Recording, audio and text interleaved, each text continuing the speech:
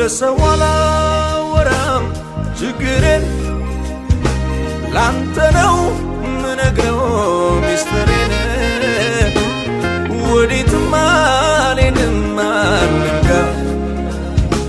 መፍትሄ አገኛለሁ አንተ ጋር ለሰው አላወራም ችግሬን ላንተ ነው ምነግረው ሚስጥሬን ወዴትም አልሄድም አንጋ መፍትሄ አገኛለሁ አንተ ጋር አሁንማ አይኔን አንስቻለሁ ከሰው ላይ አይኔን አንስቻለሁ ከሰው ላይ